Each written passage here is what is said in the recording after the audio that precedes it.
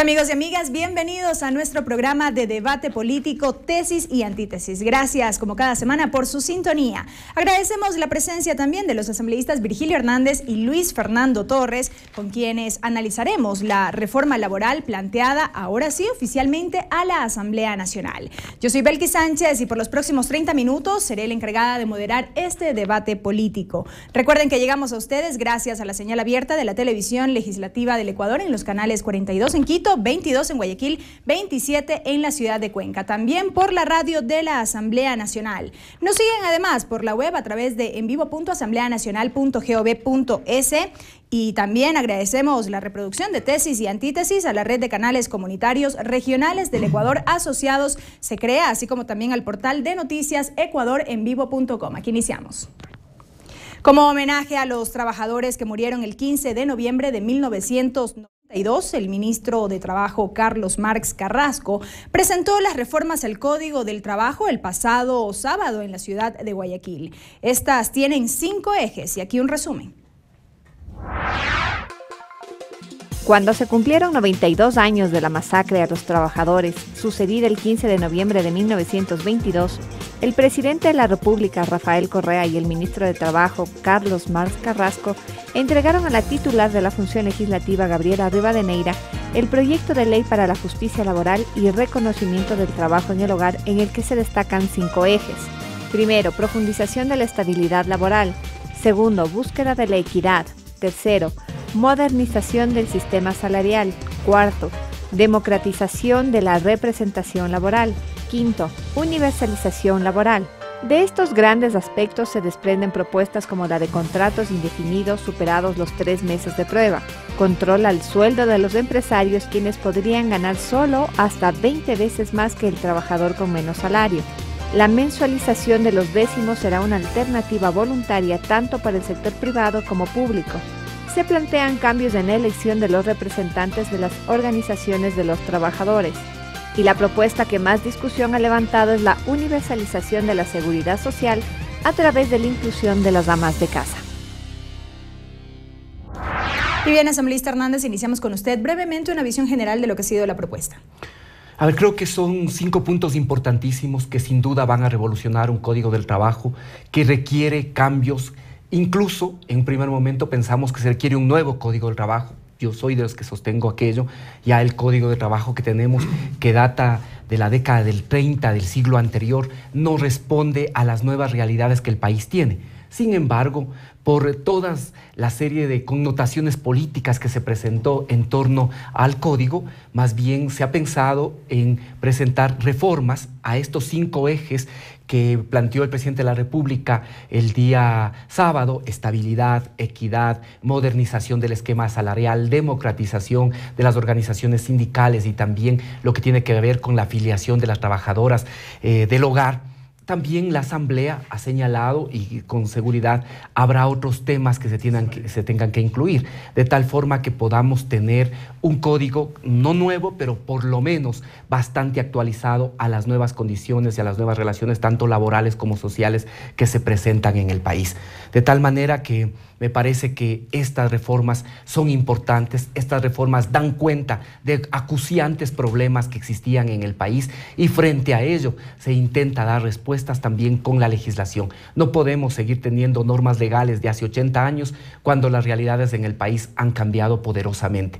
Por eso me parece que es importante esta propuesta y adicionalmente a ello también creo hay que sumar otras propuestas, otros planteamientos que vengan de distintos lados de la sociedad, de tal forma que podamos tener al final un código que responda a las realidades del país y al mismo tiempo que responda a este que es nuestro objetivo fundamental, la supremacía del ser humano por encima del capital. No pueden seguir las relaciones y el capital subordinando los intereses y las necesidades de los individuos. Gracias, asambleísta Hernández. Asambleísta Torres, la pregunta va en el mismo sentido. ¿Cuál es el criterio que le merece esta propuesta que fue presentada ya por el presidente de la República? Bueno, la propuesta no es otra cosa que parte del populismo laboral. No mejora la condición productiva del Ecuador, pasa a competir en el ámbito de las ofertas laborales. Antes ofrecieron un nuevo código laboral, ahora simplemente se proponen reformas El entorno ha cambiado, hoy es mucho más conflictivo. Se han organizado los trabajadores y miembros de la sociedad civil para cuestionar fundamentalmente las líneas de trabajo laborales del régimen. Parecería que las propuestas en su mayor parte debieron haber sido hechas en Europa. Parece que aquellos que proponen estos cambios al Código del Trabajo se olvidan que en el Ecuador la realidad laboral es distinta que la europea. Parecería que ellos consideran que en el Ecuador solamente existen grandes empresas con 50, 100, 500, 1000, 2000 trabajadores y no se dan cuenta que la mayor parte de empleadores en el Ecuador tienen un dependiente, 2 dependientes, en el mejor de los casos 4 o 5 dependientes. Con este proyecto se vuelve inflexible la relación laboral. No habrá condiciones para que se invierta, para que se contrate y para que se cree empleo. Además, quienes proponen estas reformas al código desconocen que ahora hay unos que tienen trabajos precarios y hay otros que están fuera del mundo laboral y con estas reformas no podrán conseguir empleo y trabajo. 30 segundos. Esta propuesta, este populismo laboral al país le complica en las posibilidades de crecer y de ser más productivo, vuelve inflexibles las relaciones laborales, castiga a los pequeños empleadores y, por supuesto, favorece a aquellos grandes empleadores que no tienen ningún problema en lidiar con normas tan complejas y estatistas del código que se quiere reformar. Gracias, asambleísta Torres. Asambleísta Hernández, su réplica. Evidentemente, aquí hay un elemento de concepto y de diferencia fundamental con Luis Fernando, porque mientras en décadas pasadas se decía que apoyar la inversión, que apoyar el desarrollo del país es, por ejemplo, la flexibilización laboral, y con el cuento de la flexibilización laboral nos llevaron a la tercerización, con el cuento de la flexibilización laboral se inventaron el contrato por horas, los contratos a destajo, la tercerización, y cada vez se fue precarizando más aún las condiciones laborales. Por eso es que era absolutamente normal, por ejemplo, que los empleadores no afilien a sus trabajadores, y por esos conceptos, porque con el cuento de que hay que lograr la mayor inversión, con el cuento, porque finalmente era un cuento, las estadísticas nos demostraron que era un cuento, que hay que traer la inversión extranjera, se sacrificaban los derechos de los trabajadores. Mientras ese era el enfoque, el de la flexibilización laboral, de trabajadores cada vez con menos derechos, ahora nosotros le proponemos al país avanzar como lo están haciendo también los países más importantes del mundo, modernizar, en el sentido de que la estabilidad no solo es buena para el trabajador, también es buena para las propias empresas, e incluso en que esos trabajadores puedan participar en el destino de esas empresas, ayuda a tomar decisiones más adecuadas. Esto por decir algo del corporativismo, que en un momento fue censurado. Ahora, paulatinamente, en otros países empieza a ser revalorizado como un elemento que permite tomar decisiones empresariales atinadas. 30 segundos. Por eso, creo yo, que aquí hay un punto de vista completamente diferente. Antes se privilegiaba el capital, las máximas garantías para el capital, ahora privilegiamos al ser humano, y por eso la estabilidad. Lo que más cuida a un trabajador es su fuente de trabajo. Por eso no permitimos, y esta propuesta con eso consolida, que se despida a mujeres embarazadas, que se despida a dirigentes sindicales, si se despide como ha pasado en el Ecuador por razones de condición étnica, de preferencia sexual, de orientación sexual, que esas personas sean debidamente garantizadas. Esto es una muestra, el ser humano por encima del capital.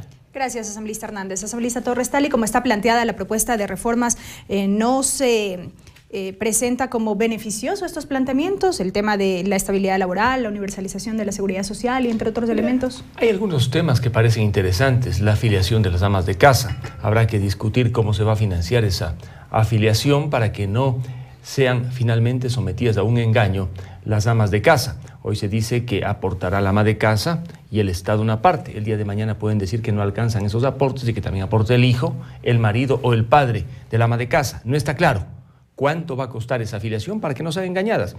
No despedir a las mujeres embarazadas, por supuesto, que es un tema con el que yo estoy de acuerdo. Actualmente es imposible despedir a una mujer embarazada con los controles que el Estado tiene sobre los negocios. En la Asamblea, yo no represento a las grandes empresas del país.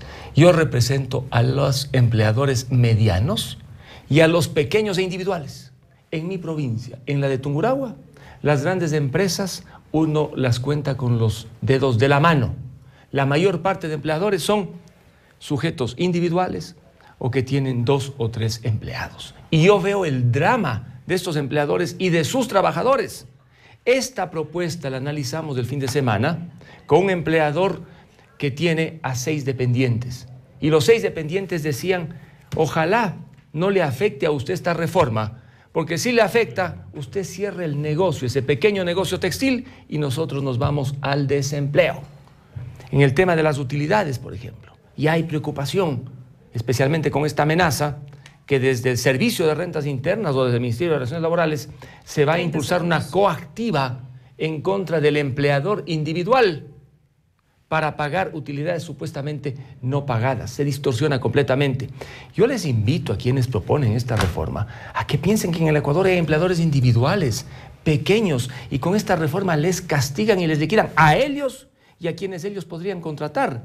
Porque con la eliminación del contrato a plazo fijo, alguien que comienza un negocio no va a contratarle a una persona para tenerle de por vida o para poder terminar la relación laboral pagando cantidades bastante altas. Esa inflexibilidad, Virgilio, castiga a los empleadores individuales, a los pequeños. Tú hablas de las empresas.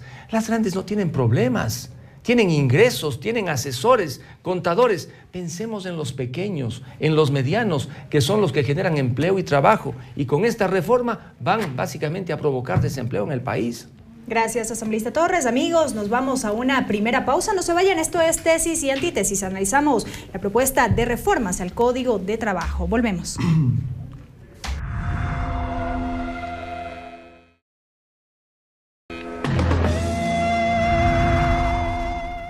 Amigos, estamos de regreso con Tesis y Antítesis. Recuerden que llegamos a ustedes gracias a la señal abierta de la radio de la Asamblea Nacional y de la Televisión Legislativa del Ecuador. El programa también lo pueden encontrar en el portal de noticias ecuadorenvivo.com. La reforma laboral que deberá tramitar la Asamblea Nacional tiene 5 ejes, como ya mencionamos. Uno de ellos es la universalización del seguro social. Escuchemos a continuación las opiniones que recogimos en las calles. El ama de casa tiene muchas actividades que realiza a diario y pensar que ellas no tienen un apoyo, un beneficio económico para su vejez, pues realmente da pena y está correcto. Estoy de acuerdo con esa situación. Si es que él tiene la plata para que cubra, correcto, porque en la actualidad ni para nosotros que somos afiliados, jubilados alcanza.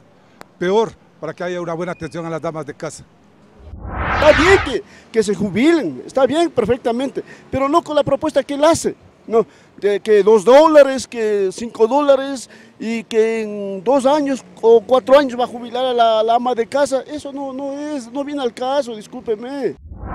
Claro, sería en todo sentido mismo una vejez tranquila y tendrían todo el apoyo que el seguro les brinda para jubilarse. Lastimosamente no hay ninguna propuesta, porque ya leyéndole bien no tiene ningún sentido, porque se suponía que era para atención a ellas, pero veo que no es así.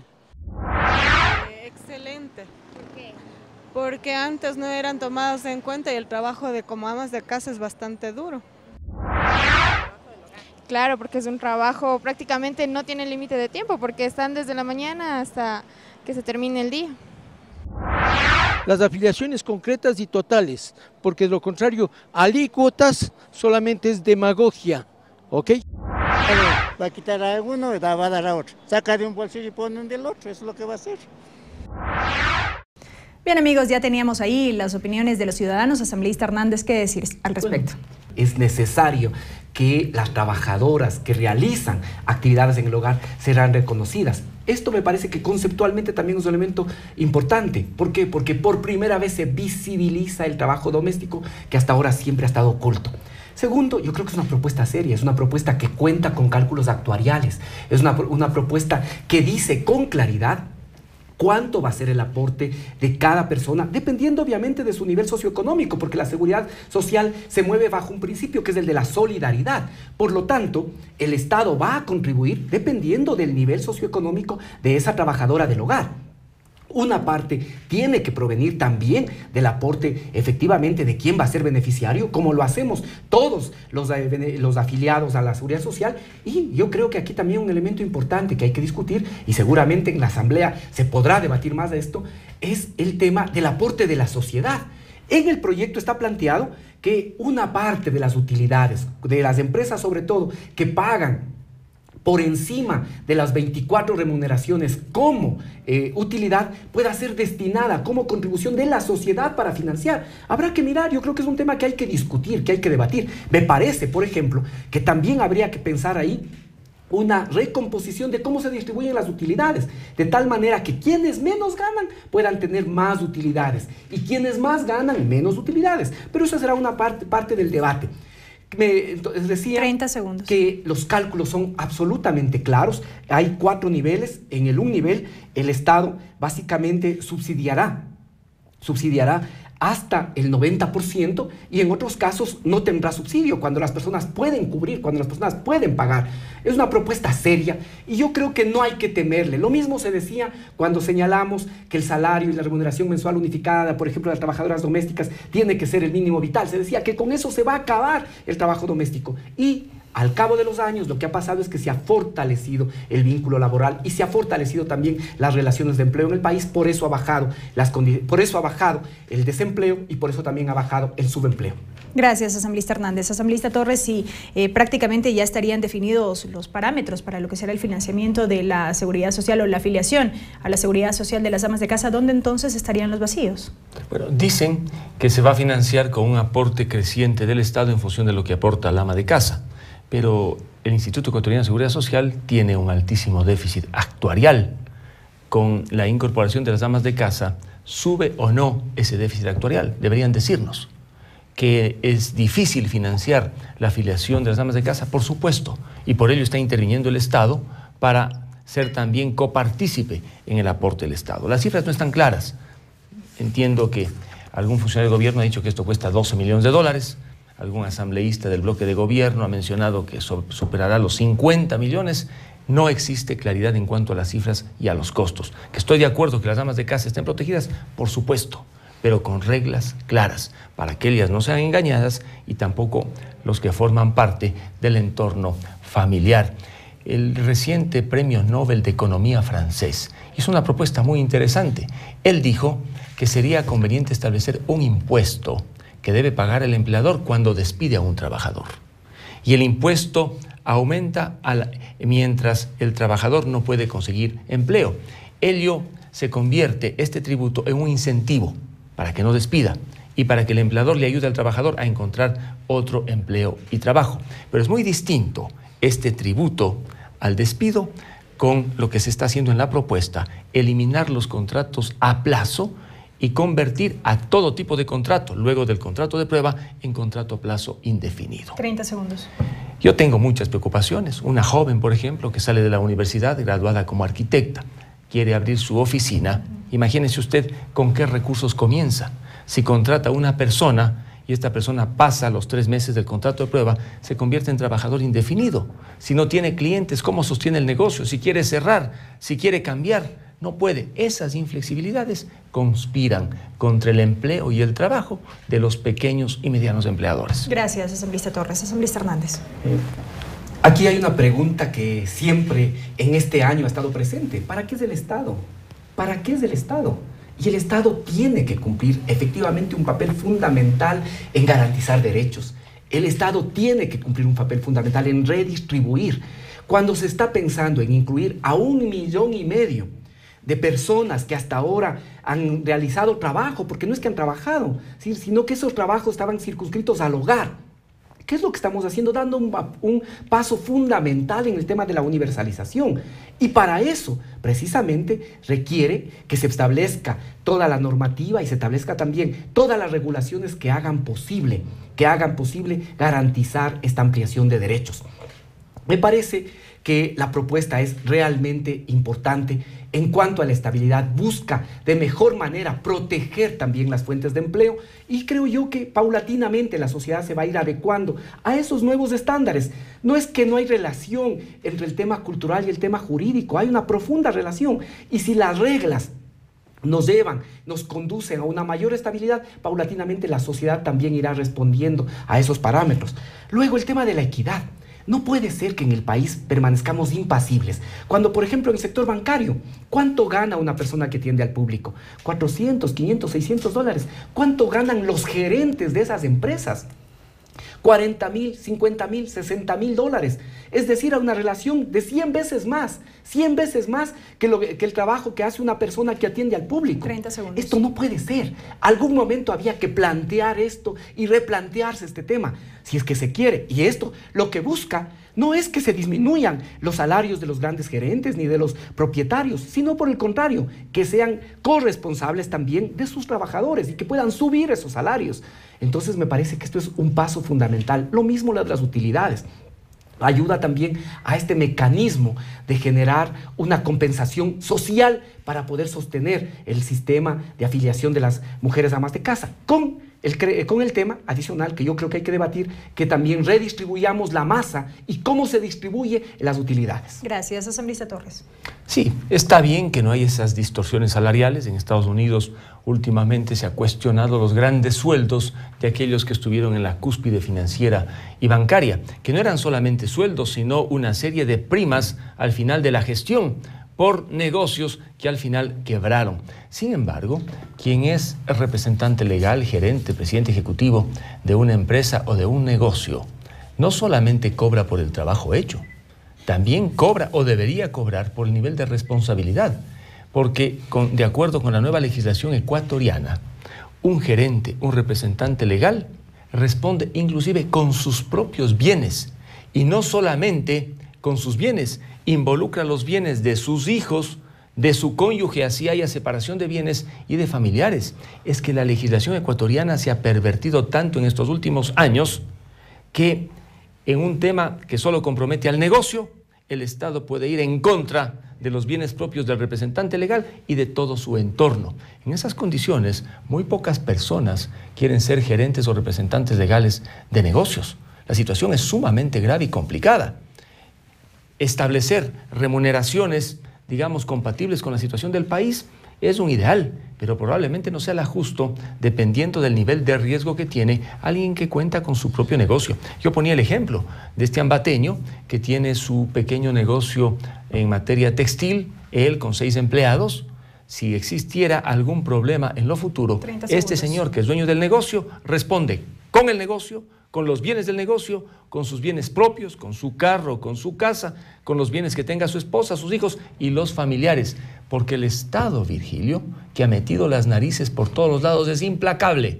Por la vía coactiva, prohíbe la salida del país y además inclusive ordena medidas de ejecución, que le quiten el vehículo, que le prohíban enajenar la casa, le complican la vida al ciudadano y a sus allegados. Esa es la triste historia de un país en que el Estado crece tanto e interviene demasiado donde no debería estar presente. Gracias, asambleísta Torres. Amigos, nos vamos a una nueva pausa. No se vayan, enseguida continuamos con más. Estaremos ya en el bloque final de Tesis y Antítesis. Regresamos.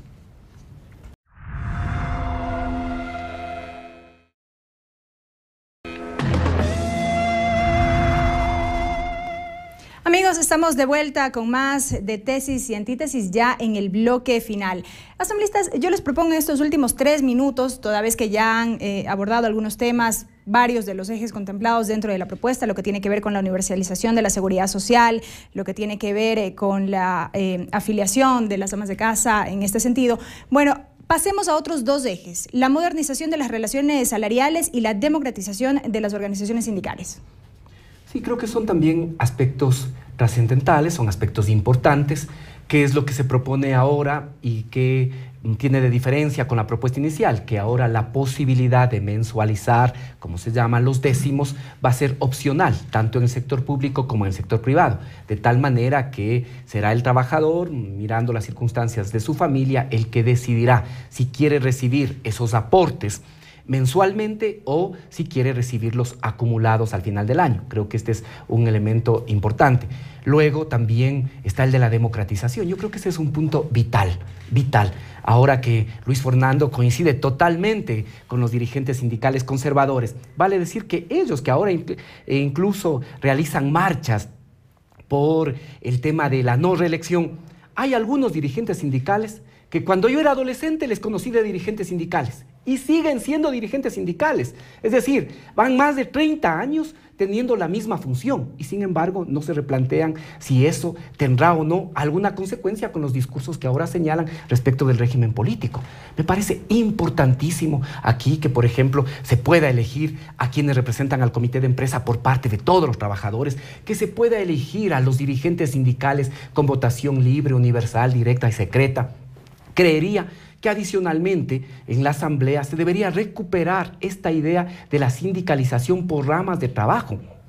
Esta era una aspiración en las plataformas de lucha de los 80. Si usted revisa, yo participaba activamente en todas esas movilizaciones, siendo estudiante. Si usted revisa esas plataformas, en todas esas plataformas se incluía la sindicalización por ramas de trabajo. Ahora sucede que esto ya no es un avance, ya no es un paso adelante, sino que se oponen también a la sindicalización por ramas de trabajo. Yo creo que es un tema que también en la Asamblea deberíamos recuperar y deberíamos incluir. Me parece que hay otros temas que también están pendientes, que deberíamos aprovechar la posibilidad para incluirlos. Por ejemplo, creo que hay que discutir, ver si es posible incluir lo de los trabajadores autónomos, cómo esos trabajadores autónomos pueden también ser parte del régimen de seguridad social, quizá con limitaciones. Vea usted que lo que está planteada para las trabajadoras del hogar son básicamente incluir las prestaciones de vejez, invalidez, muerte, ¿sí? Viudez y orfandad. No tienen cesantía, no tienen derecho a préstamos hipotecarios ni quirografarios. Incluso los servicios de salud van a ser prestados por la red pública de salud. Hay unos límites al inicio. Podríamos incluso pensar así también para los trabajadores autónomos. O hay casos de empresas asociativas en que no hay un patrono.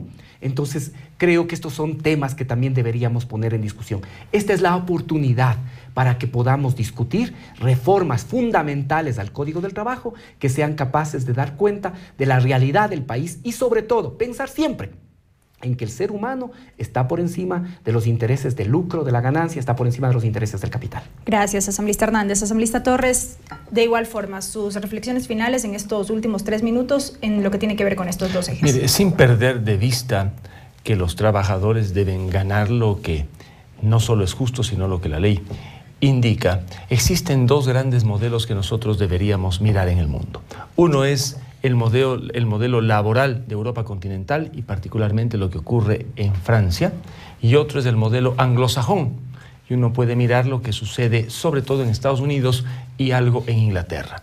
En Francia los emprendimientos pequeños y medianos están estancados, la gente no emprende, debido a que hay de por medio un gran Estado, proveedor y benefactor, es el famoso Estado bienestar que no se ha ido de Francia, y unas reglas laborales inflexibles, que solamente garantiza que tengan trabajo los que ya tienen trabajo, y los que están fuera o reciben un subsidio al desempleo por parte del Estado, del gobierno, o se quedan pues con lo poco o nada que tienen de sus familiares. Ese modelo es perverso. Lamentablemente, en el Ecuador, con la propuesta que hoy discutimos a nivel laboral, se quiere seguir el modelo francés. No se quiere seguir este otro modelo anglosajón que es distinto. En Estados Unidos, el dinamismo en la creación de trabajo es envidiable. Allá usted ve un emprendimiento permanente. Hay mayor flexibilidad en las reglas existentes. Los salarios son más altos, la productividad es mayor. Pero en lugar de mirar ese modelo que debería servirle a un país como el nuestro para que haya inversión, trabajo y oportunidades, no solamente para que sigan con trabajo los que tienen, sino para que consigan los que no tienen, nosotros miramos al modelo equivocado. Nos vamos a ver Francia, con sus sindicatos vinculados al Estado y con una serie de reglas laborales inflexibles. La propuesta que ha hecho el gobierno no va a permitir que aquellos que están fuera consigan empleo, Virgilio. Con estas reglas tan inflexibles, ¿quién va a querer ampliar su pequeño negocio? Si sabe que el contrato a plazo se convierte en contrato indefinido, si sabe que no hay desahucio, si sabe que por las utilidades, hasta por las más pequeñas, podría haber una coactiva del ministerio, no solamente para que pague supuestas utilidades no pagadas, sino una coactiva que le puede quitar el carro, la casa, el negocio. Pues esto no le conviene al país. En cuanto a la mensualización que ahora se dice, yo estoy de acuerdo. Muchos empleadores dicen, no, es que se van a gastar los trabajadores. Esos empleadores piensan como los estatistas, que pueden decidir por el trabajador. Yo creo que el trabajador debe decidir por sí mismo. Si él quiere que le paguen al mes, que le paguen al mes. Ahí hay diferencias. Y en cuanto a los sindicatos, hay esa famosa, tú que eres sociólogo, ley de hierro de la oligarquía, que me parece de Michels. Pues eso aprendí yo cuando estudiaba sociología. Los que llegan a la cúspide, ahí se quedan y no se van. La ley de hierro de la oligarquía de Michels, uno ve en las centrales sindicales del Ecuador y de todo el mundo, en las organizaciones partidistas y en todo lado. Ojalá, por supuesto, haya renovación, haya una gran oxigenación, pero sobre todo yo espero que los sindicatos del país sean sindicatos autónomos y no sean sindicatos dependientes del Estado. La marcha del último miércoles fue una marcha interesante, tuvo fuerza, tuvo voz. Veamos qué eco tiene finalmente lo que allí se dijo en la Asamblea Nacional al momento de tratar estas reformas laborales. Luis Hernández, vocero de la marcha. Gracias, asambleísta Torres, asambleísta Hernández, por sus criterios, amigos. Ustedes ya lo han escuchado. Recuerden que aquí en Tesis y Antítesis, la síntesis les corresponde a ustedes. El video de este debate lo pueden encontrar en nuestro canal de YouTube y en la página de Facebook del programa Tesis y Antítesis. Agradecemos por la reproducción del programa a la red de canales comunitarios regionales del Ecuador asociados Se Crea y al portal de noticias ecuadorenvivo.com. Hasta la próxima semana.